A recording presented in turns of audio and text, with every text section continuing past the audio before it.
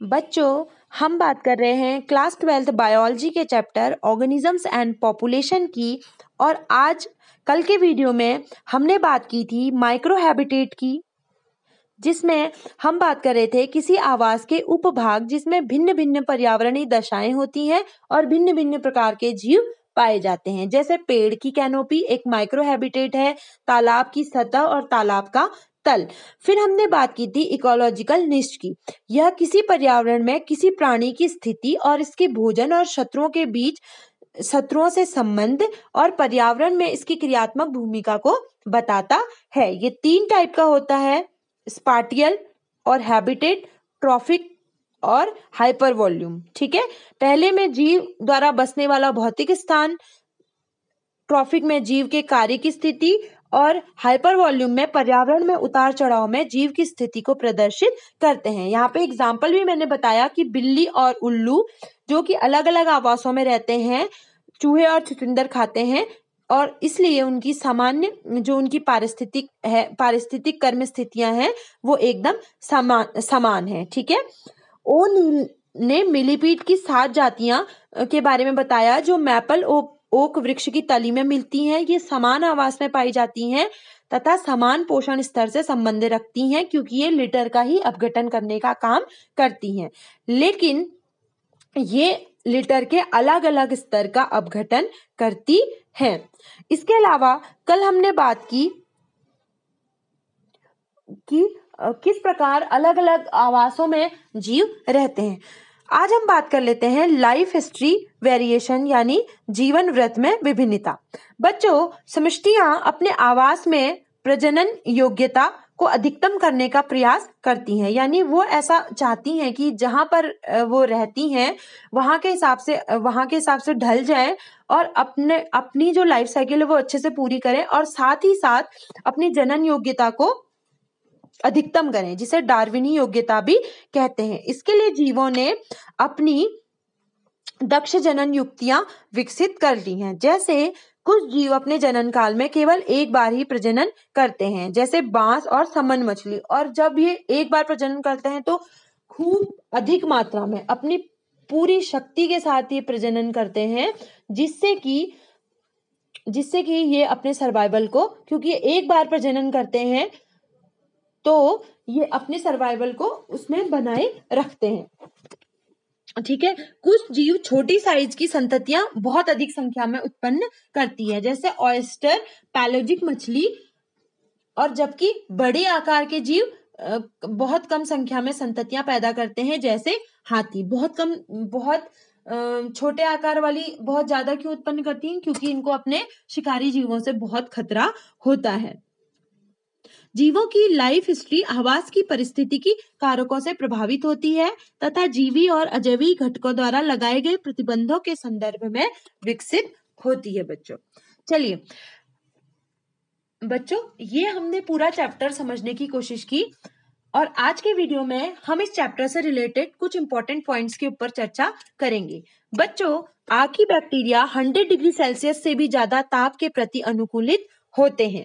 समुद्री मछलियां सामान्य से 100 गुना अधिक वायुमंडलीय दाब में रह सकती हैं।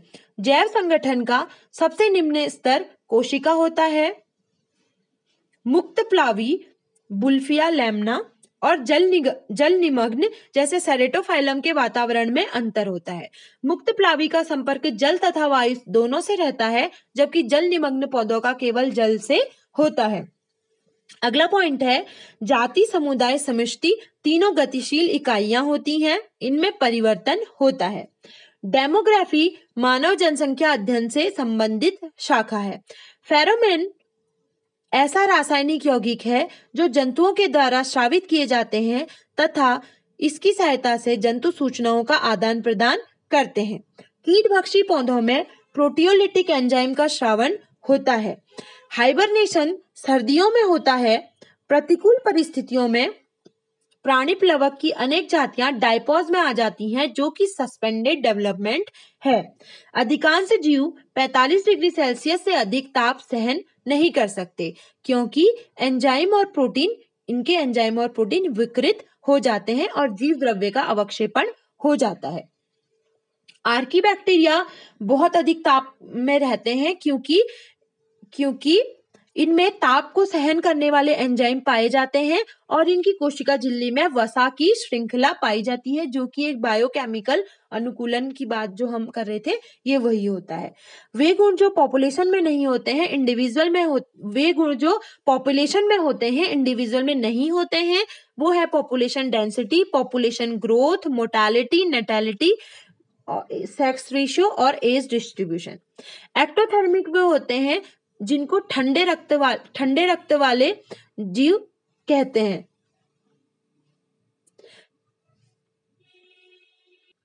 इन एक्टोथर्मिक ठंडे रक्त वाले जीव होते हैं, ये अपने शरीर का तापमान नियमन करने में असमर्थ होते हैं, ये कम सक्रिय होते हैं, जैसे सांप, टर्टल, छिपकली और घड़ियाल।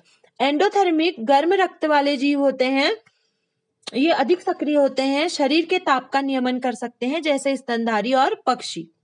बच्चों, मृदा की बनावट, मृदा जल, मृदा वायु, सूक्ष्म जीव, पीएच आदि मृदी कारक हैं। अगला पॉइंट है, किसी क्षेत्र में समष्टि तेजी से वृद्धि करती है तथा चरम पर पहुंच जाती है और इसी चरम पर स्थिर रहने का प्रयास करती है, इसे समष्टि साम्यावस्था कहते हैं। जब दो समुदाय पास पास स्थित होते हैं तो उनके बीच में एक ऐसा क्षेत्र पाया जाता है जिसमें दोनों समुदायों की समष्टियां स्थित होती हैं और इस क्षेत्र को हम कहते हैं इकोटोन। लवणीय एवं दलदली भूमि पर पाए जाने वाले पौधों की जड़ें मजबूत होती हैं और उनमें श्वसन मूल पाए जाते हैं। जैसे जीव और जो इंडिविजुअल और जीव है, उसके ऊपर का जो लेवल होता है वो होता है समष्टि, पॉपुलेशन, समुदाय, कम्युनिटी, परितंत्र और जीवोम, जबकि नीचे का होता है अंग, ऊतक, कोशिकाएं और वृहद अणु। ताप एंजाइमों की बलगतिकी यानी काइनेटिक्स, उपापचयन कार्य की प्रक्रियाओं तथा गतिविधियों को प्रभावित करती है। बहुत से अलवणीय जल प्राणी समुद्र के पानी में नहीं रह सकते क्योंकि उनमें परासरणीय समस्याएं उत्पन्न हो जाती हैं। आवासों में विविधता का कारण है रीजनल एंड लोकल वेरिएशन। गौरैया का बीज खाना भी परभक्षण का उदाहरण है। अगला पॉइंट है, जे आकार का कर्व आवास में असीमित संसाधन बताता है। भोजन और आवास दो मुख्य आवश्यकताएं होती हैं जिन्हें परजीवी होस्ट से चाहता है। अगला पॉइंट है, हानिकारक कीटों को जैव नियंत्रित करने का मुख्य सिद्धांत प्रेडेशन है। अगला पॉइंट है, क्लाइमेट एंड वेदरिंग प्रोसेस मृदा के प्रकार को निर्धारित करने वाले मुख्य कारक हैं। प्रिंसिपल ऑफ कॉम्पिटेटिव एक्सक्लूजन दिया था जीएफ गॉसे ने। बहुत से पौधे तथा जंतु एक स्थान पर मिलकर क्या बनाते हैं, समुदाय बनाते हैं। वृद्धि पैटर्न में 1 - n/k है पर्यावरणीय प्रतिरोध, इन्वायरमेंटल रेजिस्टेंस। नए वातावरण में अनुकूलन को कहते हैं एक्लेमेटाइजेशन। धूप पसंद करने वाले पौधों को कहते हैं हेलियोफाइट्स। किसी जीवधारी की जैविकी या कार्यकी में अड़चन पैदा करके उसके प्रजनन पर रोक लगा देना या जीवधारी के प्रयोग द्वारा उसे पूरी तरह नष्ट कर देना जैव नियंत्रण कहलाता है। खरपतवार वाले पौधे फसल वाले पौधों से स्थान, पोषण और प्रकाश के लिए स्पर्धा करते हैं। राइजोफोरा में बीज जब फल में ही होते हैं तथा पौधे पर ही लगे होते हैं तब उनका अंकुरण प्रारंभ हो जाता है। इस घटना को विविपेरी कहते हैं। राइजोफोरा कहाँ पाया जाता है, लवणीय भूमि में, ठीक है, हेलोफाइट है, ठीक है, इसलिए इसमें विविपेरी पाई जाती है। कैजुरीना और रूबस ऐसे अदलनीय पौधे हैं जिसमें मूल ग्रंथियां होती हैं।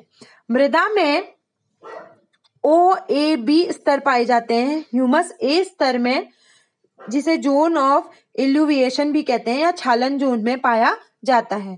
ऐसी प्रजातियां जो समुदाय संरचना और अन्य प्रजातियों पर महत्वपूर्ण प्रभाव डालती हैं, समुदाय संरचना में गंभीर परिवर्तन करने में सहायक होती हैं, ये पारिस्थितिक तंत्र का केंद्र बिंदु होती हैं, उनको कहते हैं कीस्टोन प्रजातियां। समुदाय का नाम भी इन्हीं के नाम पर हो जाता है, जैसे चीड़ का वन, देवदार का वन, बांज का जंगल आदि।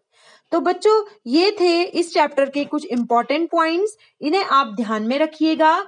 इकोलॉजी बच्चों, इकोलॉजी में हर दिन नई नई खोजें होती रहती हैं, उनको आप अपने जो आपने जो कुछ भी सीखा है उसमें इंक्लूड करते रहिएगा और अपने आसपास के वातावरण से इसको कनेक्ट करते रहिएगा।